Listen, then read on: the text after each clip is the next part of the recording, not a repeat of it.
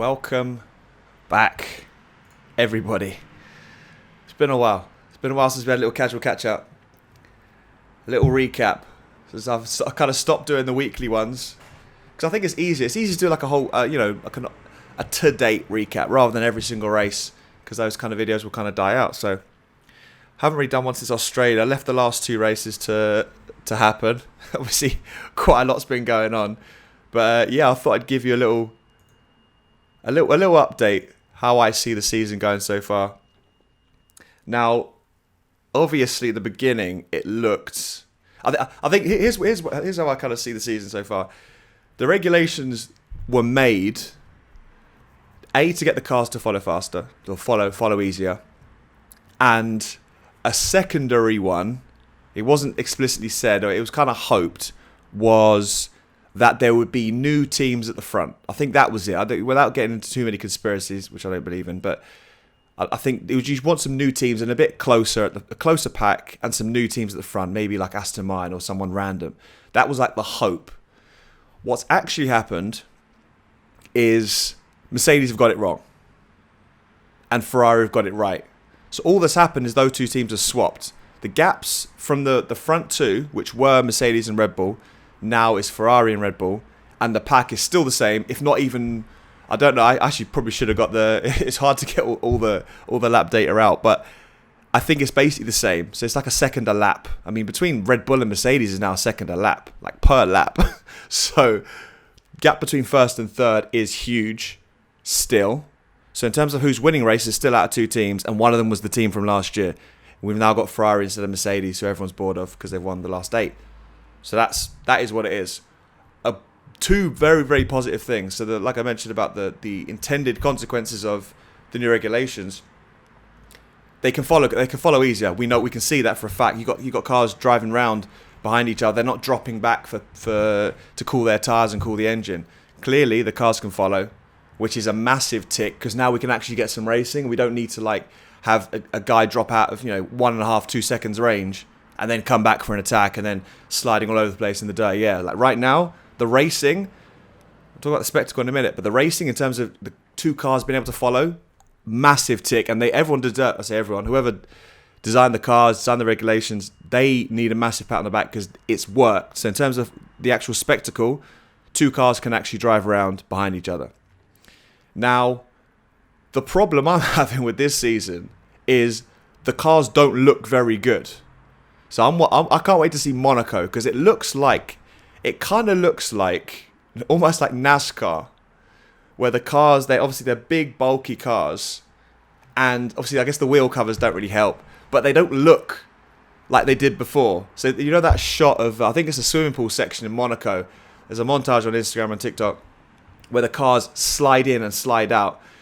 I don't think we're going to get that this season. So when that side-on angle comes, when the cars come through the swimming pool section, I don't think they're going to be as slick and as quick and as nimble. So I'm kind of looking forward to that. That'll be obviously next week at Monaco. The cars just don't look very good. And I'm starting to get annoyed with how bad a lot of the paint... Obviously, they're shaving paint off to save weight, which is kind of irritating because we'll just either up the weight limit or paint the cars properly. That's the whole point. We don't want to see 20 grey cars driving around.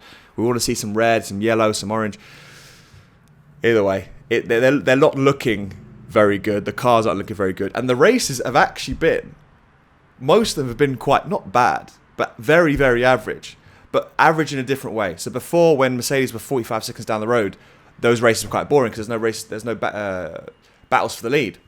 In every single race so far, mainly because of safety cars, there's been a battle for the lead. I mean, obviously, the first two races, it went down. Well, Jeddah specifically went down to the last lap. And the only reason why Leclerc didn't win that race is because of the yellow flag came out. So he couldn't use DRS down the main straight on the penultimate lap. Bahrain was great because we had two guys going head to head. And we had one of the guys who couldn't stop crashing last year into Hamilton is now suddenly respectful of Leclerc, which is good. Good for the racing. I mean, it's probably bad for Sky Sports pundits. They don't have any controversy to talk about.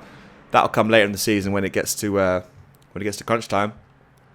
But the races have all been very interesting. Bahrain, like I said, was an interesting battle for the lead.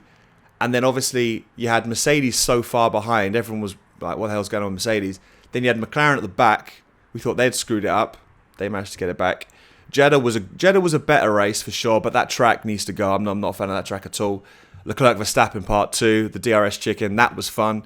Australia, Leclerc dominated, and then Verstappen had another DNF. So second DNF in 3 races, which was crazy at that point. And then he came back, Verstappen, and won every single session of Imola. Won the sprint, won the race comfortably in kind of wet, dry conditions. And Leclerc made a mistake for the first time. So he's pushing way too hard, chasing Perez, and just spun, got damage, ended up coming 7th. Like, that is... Everything you've seen so far up to that point was indicative of the two drivers. And Verstappen isn't making mistakes. He made a mistake in qualifying or practice in Miami. But other than that, Verstappen doesn't really make mistakes anymore. Leclerc is prone to a mistake, even still now. But he's got much, much better at kind of like fine-tuning those out. And then obviously Miami, which as a spectacle was great. Like I loved how the energy. What I love about good Formula 1 races, what makes a good Formula 1 race, good Formula 1 weekend, is when you've got the crowd involved, you've got like a spectacle, you've got an event. Because it is an event. Like it's a motor race, it's an event. It's supposed to be fun. There's no point just having them going around a quiet track like they do in Jeddah, like they do in Bahrain. Like so many tracks in Qatar, it's mainly all the Middle Eastern tracks that are just there for money. There's no kind of history, there's no Tifosi, there's no Orange Army, there's no Silverstone. So like they're the tracks you do need fan engagement. As much as people kind of want to complain about how Netflix has brought new fans in, we need an atmosphere at racetracks, and obviously give it time. The people at Miami, the people at Zandvoort are gonna, obviously Zandvoort, they know what they talk about, but the more you go to these tracks in the Middle East, they're gonna start developing a fan base. You're gonna get, Hamilton fans or Leclerc fans or whatever. And that will come in time. So I think patience is needed, but we do need to focus on the fans that are already there, make the product really good, and whatever we're selling to these new fans needs to be the actual product. It can't just be Drive to Survive, fake rivalries, nonsense kind of like narratives. It needs to be what Formula 1 actually is, which is the good young drivers, marketable young drivers that are exciting to watch. So we don't want to make anything else up, because that is obviously what people love Formula 1 for at the minute. And then new people are coming in. It's, oh yeah, there's Max Verstappen, Charles Leclerc, Lando Norris, George Russell. There's a lot of young, exciting drivers. And you've got the cool all heads. You've got Hamilton and Alonso, who are like the established people. So a lot of that is what people need to market to new fans. So I don't want to see like pretend stuff and the kind of the corny stuff. The American stuff is fun. It does add some spectacle, like all the American football helmets and getting DJs at the pre-show in Miami. Like that was pretty interesting. Like the actual track itself in Miami, I really like. Like in terms of an actual layout of a track, it's got enough slow corners, enough very slow corners, long straights. DRS is quite good, and it looks like it passes the eye test in the same way that France doesn't. So I kind of like visually, there's a lot of blue, there's a lot of... France is just a bit of a myth. France needs to go, in my opinion. But Miami as a racetrack is very good. And the race itself, Verstappen was faster all weekend.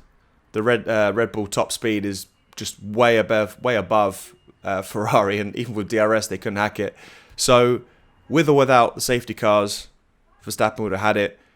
Now, obviously, the main story... There's a lot of stories of this season. I've kind of mentioned a few of them. George Russell and Hamilton, I spoke about before the season started, and I wasn't sure what George Russell would get, what Lewis Hamilton would get. I thought we'd get a different Lewis Hamilton, if I'm honest. I mean, the car is a big part of it, but I feel George Russell, as far as 5 races in, gets an A, because not only is he doing his job in the car, he's doing his job out of the car, and the British connection helps, the respect helps. If he come in like a young Senna or a young Verstappen, it would be nightmare for Mercedes. But I think he realises, look, I'm going to be the guy for the next 15 years. Hamilton's got a couple of years left. He's the current GOAT, blah, blah, blah. Be respectful, even when you're winning. Build a good team ethos to help Hamilton and help your team do better. Because obviously, if you destabilise the team, they're not going to help you going forward. So George Russell was playing a masterstroke. He's not being manipulative. He's doing the right thing, saying the right thing in interviews. The Sky guys are trying to bait him into talking about how he's beating Hamilton. All of that is kind of just for the fans, just to get George Russell saying, "Yeah, I can't believe I'm beating Hamilton, the GOAT," all that kind of stuff. I'm really impressed with how George Russell's handling it.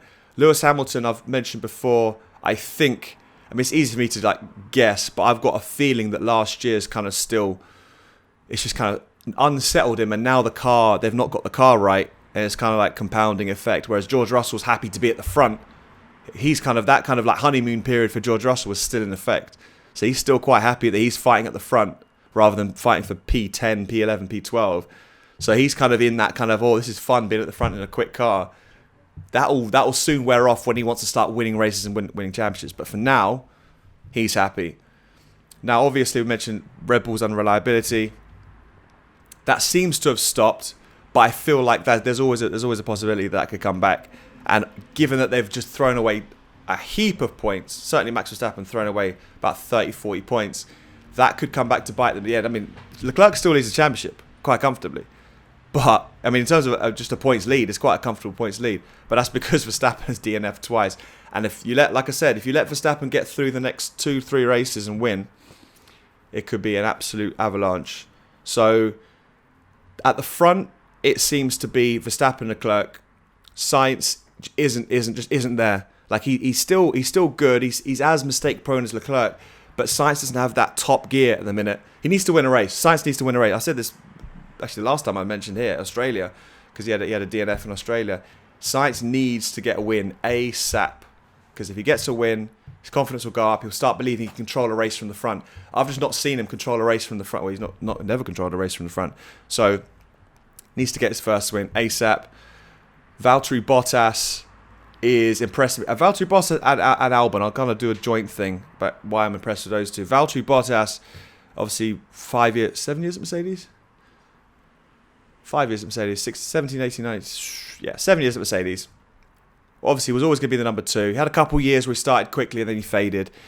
The expectation at Mercedes is too high for Valtteri Bottas. Valtteri Bottas is a top driver. He isn't going to be winning consistently, as we've proved, because we gave him the best car for 7 years, and he didn't. But he's a top driver. And this Alfa Romeo switch is absolute godsend, because he could end up back in the top team somewhere. Like Ferrari could be like, you know what, we need a solid number 2. If Sainz gets a bit squirrely, wants to go to like Alpine or something, or go to a new project because Leclerc's star is too big, which is very reasonable, I could see Bottas going up to one of the top teams again if they need a solid number 2. And I think by that point, he'd be happy to do that, because you can't stay at Alfa Romeo. Alfa Romeo aren't going to be winning championships. So he's going to want to get somewhere back at the front, prove himself at Alfa Romeo, then get back up at the front. And Alex Albon, who was not one of my favourite drivers before, for various reasons, has really impressed me with how he's regrouped. Same as Bottas, gone away from Red Bull, gone out the sport for a year, regrouped, come back at Williams, dominating Latifi, who we can talk about in a minute.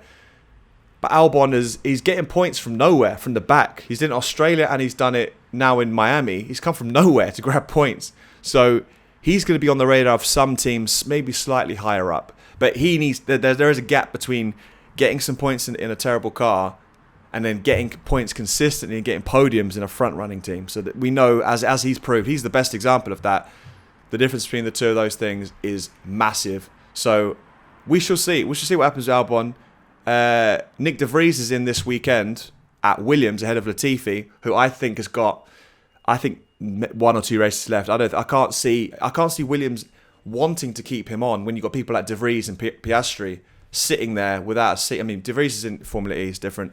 Piastri's just sitting there on a bench, Formula 2 world champion, doing nothing, and Latifi's just spinning it every week. So, unfortunately for Latifi, I think his days are, very much numbered. I don't think he's got very much more to give. So I think there could be a mid-season change, maybe around the summer break or even before that, because there's a lot of good drivers out of Formula 1 that need to get a chance, and I think Latifi, unfortunately, has had his time. But yeah, I think that's my kind of 2 cents on what the season's been doing so far. Obviously, right at this minute in time, we've got Spain this weekend, where Hamilton's won it millions of times, pole position every single pole position I think he's had in Turbo Hybrid era. So he dominates Spain, but obviously this year, unless they bring something crazy, Mercedes are coming. They're going to bring something. They made a step in Miami, topping FP2, I think it was, on Friday. But they're still a long way off. in terms of the championship, I mean, the points gaps aren't really that big.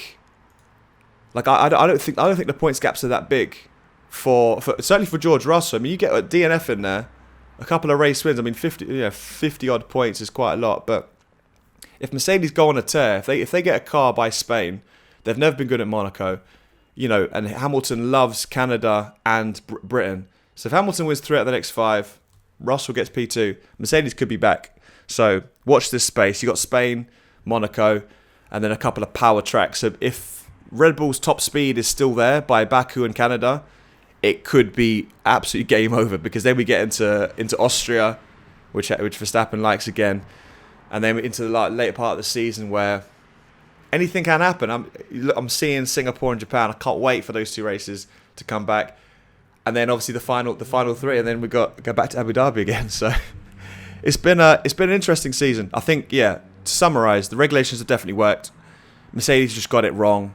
They will get it right eventually, but it'll probably be too late, certainly to win a World Championship.